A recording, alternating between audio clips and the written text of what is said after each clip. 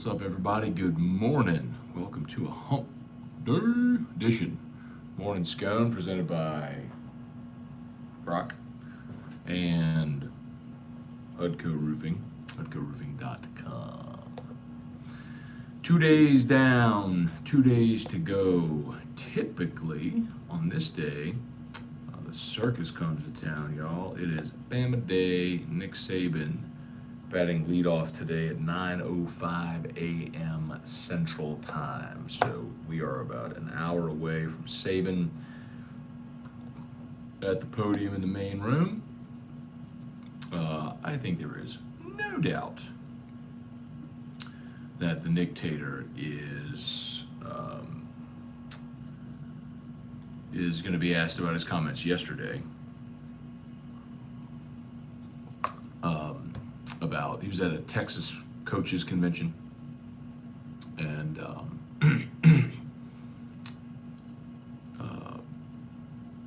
talked about Bryce Young already having $1 million in endorsements. Now, my understanding is that Bryce Young does not have $1 million in deals done. What I was told is that he might have that in offers, but it's not like he's put $1 million in the bank yet. So probably he'll get clarification on that, and then he'll get all the other questions. You know, how do you rinse repeat everything every year where you lose so much? You know, we're going to talk a lot about losing his quarterback, Heisman Trophy winner, 2 first-round wide receivers, 3 offensive linemen. But this same exact thing happened a year ago, and they won the national championship. They lost 2 receivers going round 1, 3 linemen, and won the championship. So let's see. Here's your schedule for the day. Oops. Lock that chair. Schedule for the day, and then we'll say some good mornings here. So, Bama and Vandy have the morning. God bless Clark Lee. Bradley Ashmore and Davion Davis. I'm sure they're going to crush it. But,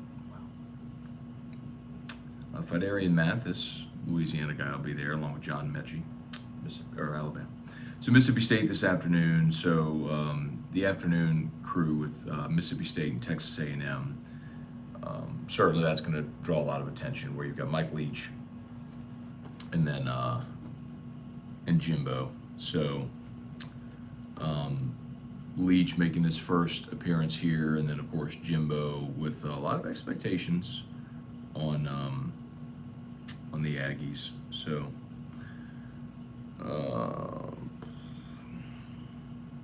no quarterbacks today. Pretty cool yesterday getting to talk to both JT Daniels and Matt Corral. So 2 of the 3 quarterbacks that are showing up this week had a chance to visit with. We'll see if on Thursday we're able to catch up with Bo Nix. But tell you what, JT, I don't know if you heard the interview with JT Daniels, but his couple of takeaways from yesterday, man. JT Daniels was as calm and confident and thoughtful an interview I think as I've ever done at media days. Ole Miss is quietly confident, man. They feel like they have a loaded gun and they are being underrated and underestimated. So see about that. If y'all missed my conversation with Darian Kennard, potential first round draft pick, offensive lineman from Kentucky. Ooh. That's the kind of guy who knows he can smash your face, will tell you he's going to smash your face unapologetically. Whew. It's good, man. Y'all go catch our interviews if you missed them on demand. All right, let's say some good mornings here. Dylan Landry, John Bro. Hey, Dad, good morning. Preston Landry, Brian and Annie Penton from Pendleton, Oregon. Good morning. Matt Thompson, good morning. Megan Hurst, good morning. Jeff McKithen, James Morgan, Truax, what's up? Got your Johnny Damon look going on. Johnny Damon. Remember Johnny Damon with, did he shave his head, really? I thought Johnny Damon, of course, when he was with the Red Sox, he had the long hair and the beard and all. They called him Jesus Damon because long hair and the beard looked like Jesus. And then he had to shave it all when he went to, or cut it all when he went to the Yankees. James Morgan, do we call you Matt or Matthews? Matthews. No, you can call Call me Matt. Call me Matthew. Given name is Matthew. Jonathan Lambert, good morning. Kelly Gross, Charlie Cavell. Oh, God, James Morgan. What Prime said yesterday, don't call him Dion. Oh, that's... So yesterday at SWAC Media Day, apparently Dion walked out because somebody called him Dion, and he said, you don't call me Dion, you wouldn't call Nick Saban Nick, which is actually just factually inaccurate because I always call coaches by their first name. I don't typically like to call them coach because they're not my coach, although I'm sure I have done that. But mostly if I were addressing them, I would call them by first name. Bud. Let's see. When are you and Blake Ruffino going to debate? I would pay for that. I don't know who that is. Charlie Cavell, everyone fawning over Kiffin. Kiffin was impressive yesterday. Kiffin is... A reason he does so well at an event like this is Kiffin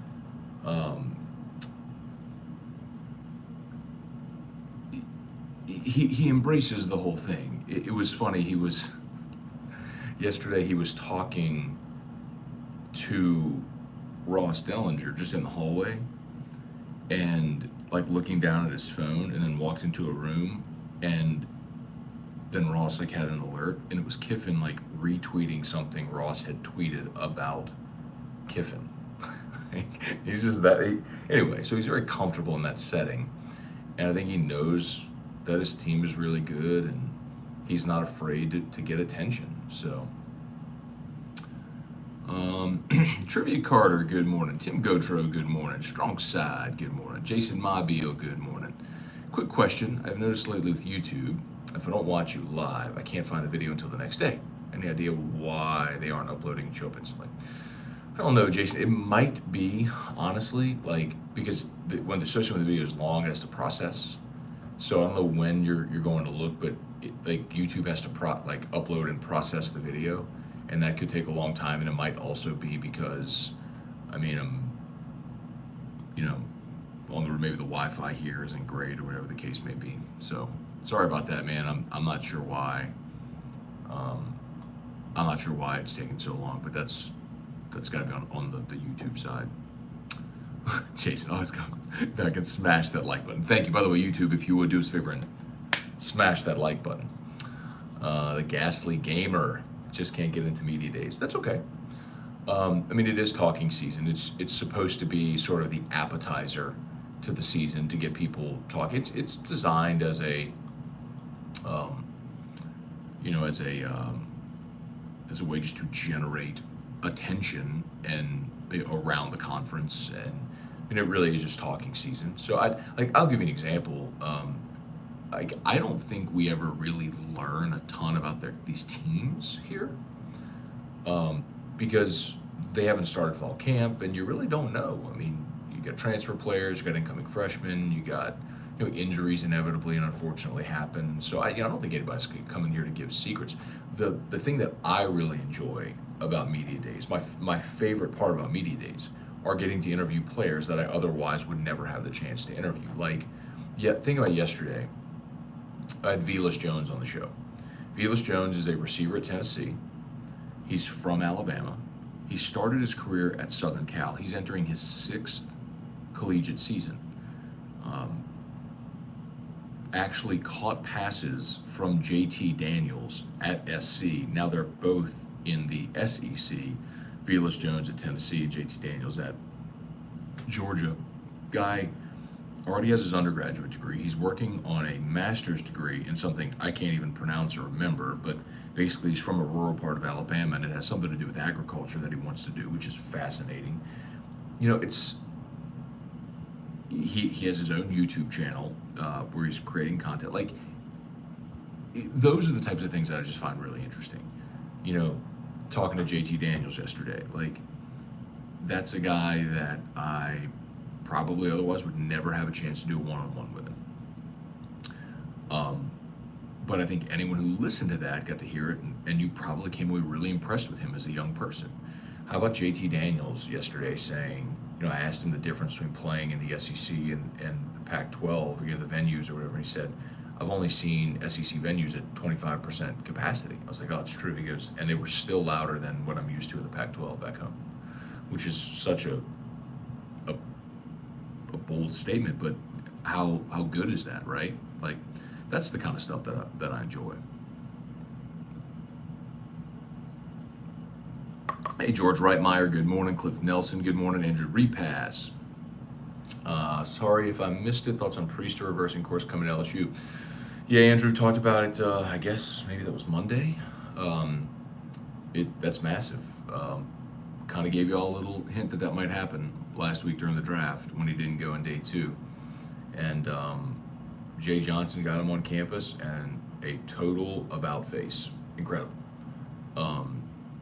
Because that kid was never coming to campus. Like he was trying to get to pro ball as quickly as possible. And the fact that they got him is amazing because you're talking about a guy who is your potential day 1 starter at catcher. Crazy. Yeah. Let's see, Tim Gotro. Are we at the point where instead of calling him Nick or Coach, we can call him Lucifer? Maybe so. Spurge, what's up? Kenneth Martin, good morning. Matthew, Miss Brock Hutko, and number 15. That would be Drew, Fathead Drew over the shoulder. Well, one more morning scone after this, so I'll be home. So just so y'all know, Thursday, I do not do AFR from media days on Thursday on the last day because it ends before we start the show. And so by the time we start, it's over, and by the time we finish, it's like a ghost town. They've broken down tables, they're like vacuuming the hallway. So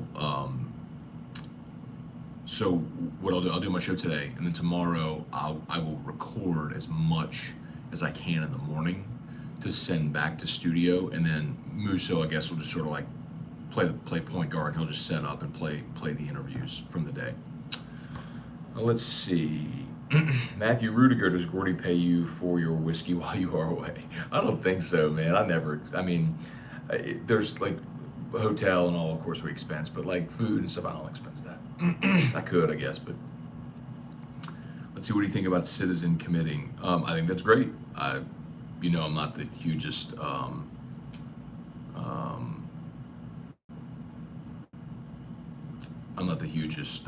recruiting guy.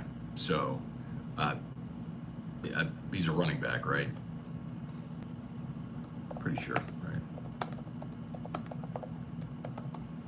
Pretty sure, right? Yeah. Awesome. 4-star. Commits to LSU for Texas and Auburn. Awesome. Any running backs, for sure. Let's see, Jonathan Lambert. Matt, do you prep questions for coaches, players, etc., regardless if you know you'll get them or not, or is it just on the fly? Jonathan, it's kind of on the fly, man. That's one of the real challenging things about this. Now, there's some players where you have an idea, you may get them, and so you can kind of gather your thoughts a little bit, but mostly you're just kind of having a conversation. Yeah.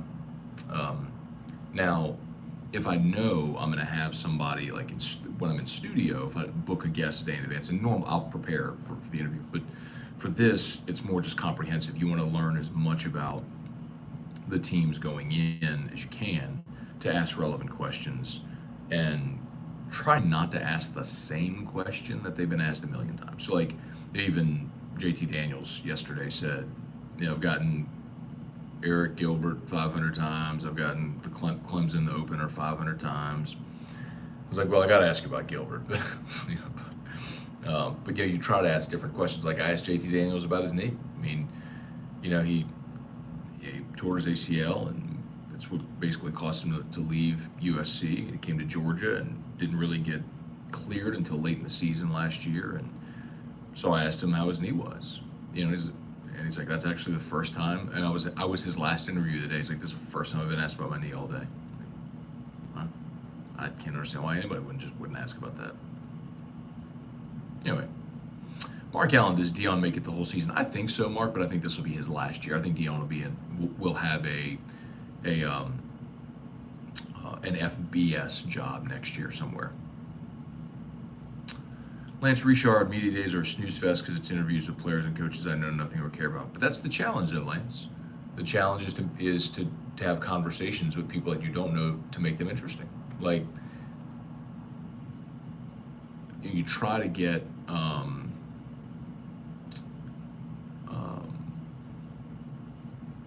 relevant questions for your audience, like talking to Darian Kennard yesterday, an offensive lineman from Kentucky, about Dare Rosenthal and how Dare transitions in, if he's going to play, yada yada yada. I think that's interesting. But if not, it's cool, man. I get it. It's not for everybody. But I do think that's the appeal of media days, is you get to learn more about players you otherwise wouldn't. I'd prefer that to the 5 to 10 minute Zoom call with the LSU players, where you basically just ask obligatory questions to get cliched answers. You can actually have a little bit more of a personal convo in these settings. So I like it. Bentley Spears, media days made for Alabama fans and hype up Jimbo A&M with their 7-5 year ahead. I don't think they're going to be 7-5, Bentley. I think A&M is going to be better than that this year. I think their defense is legit. They probably have the best running back tandem in the SEC. They got all their receivers back. Now, they lost the majority of their offensive line, but if you talk to A&M people, they'll tell you they think they're actually going to be more talented on the offensive line, like guys that are high draft picks and stuff like that. So, Jimbo's got a reputation with quarterbacks. We'll see. And I just look at their schedule. So for me, when I'm always looking at projecting a team for a season, it's who has the fewest questions to leverage against the schedule that they play. So, like when you look at A&M, for example, A&M's cross-divisional. Come on now. A&M's cross-divisional games are South Carolina and Missouri. So, they should roll. Whereas LSU's got to play Florida, and then at Kentucky. So, and A&M gets Bam at home. So here's A&M schedule: Kent State, Colorado, New Mexico, Arkansas. So then Mississippi State, 5 straight home games to start, and they should be 5-0, right? Kent State, Colorado, New Mexico, Arkansas, Mississippi State. Forgive me, they actually have. Wow. That ain't right. Oh, the Arkansas game is usually a neutral site, that's why. So Kent State, Colorado, New Mexico, Arkansas, Mississippi State, Alabama. They don't have a true road game until October the 16th at Missouri. And then they come home for South Carolina, come home for Auburn. They're at Ole Miss, home against Prairie View, then at LSU. They'll probably be favored in every game except Alabama. I'm not saying they'll win every game except Alabama, but probably favored in all the game. Let's see. Charlie heard Hester on ESPNU radio say he believes Johnson will be the starter because Jake Peets is a master RPO guy. Okay. Might be. I just think that Brennan's going to start the first game. And if he plays well, he'll keep his job. If not, I think both guys are going to play. But I'm telling you, man, I'm going based on the fact that I think going into spring, and certainly spring game, they thought coming out of the season that Max was going to be that guy, and didn't really separate himself. So he left the door open, and when you got a more veteran guy like Miles, I think it just makes a lot of sense that he'd take the first snap. So we'll see. I just, Charlie, think that's, we all want to know who's going to take the first snap, but I kind of think it's inconsequential because I think both guys are going to play. So, for whatever it's worth, man. Lowell, morning, Matt. Biggest takeaway so far from attending SC Media Days: Ole Miss. Ole Miss is y'all, Ole Miss feels like, now I have no idea if they can play defense. Last year they were a sieve. I mean, as bad as LSU was, Ole Miss was worse. Um, but they feel like coming off a COVID year and where you didn't get a full spring, all the things everybody says, right? It created, disjointed, like they allowed 30, they scored 39 again in a game and allowed 38 a game. That was 118th in the country out of 125. I mean, they were terrible. So, but man, if they can go from allowing 38 a game to allowing 28 a game, and you're scoring 40, I think Ole Miss is gonna win some games that they're not supposed to win. I'm not saying they're gonna win the West. I'm just saying they're gonna win some games they're not supposed to win.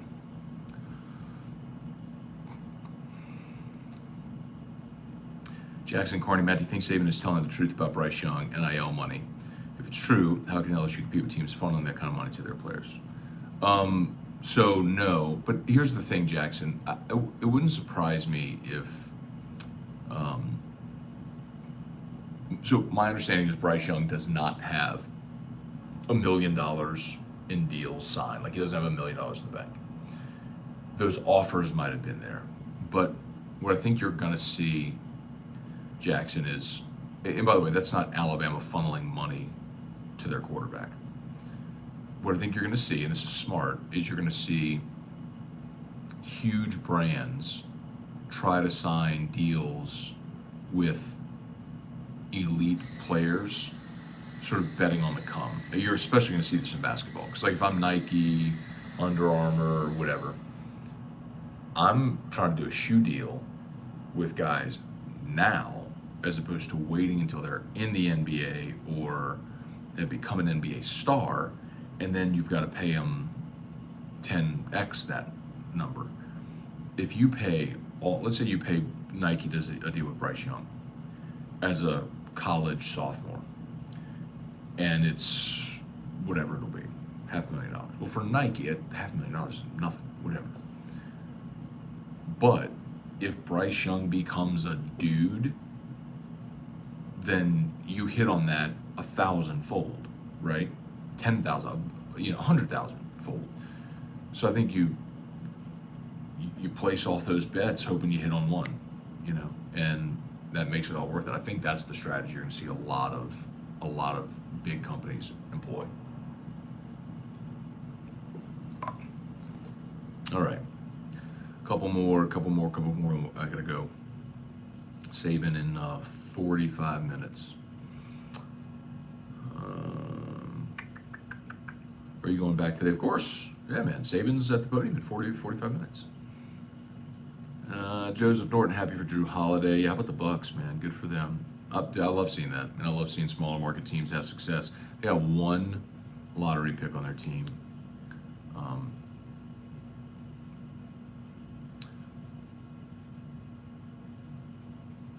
I love seeing it.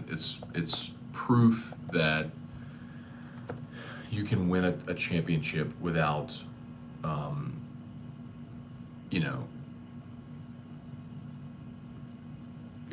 conspiring to build a super team. I mean, Chris Middleton was a second-round pick.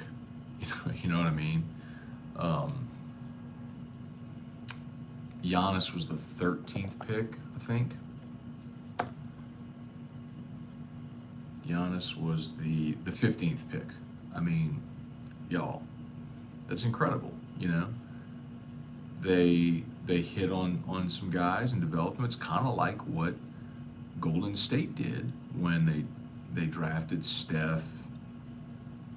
Draymond was a round 2 guy. Klay Thompson. Klay was the 11th pick. Let's see, Steph. But the point is, they developed through the draft. Steph was the 7th pick. They developed through the draft. They hit on draft picks. They didn't go get free agents and conspire to form these super teams.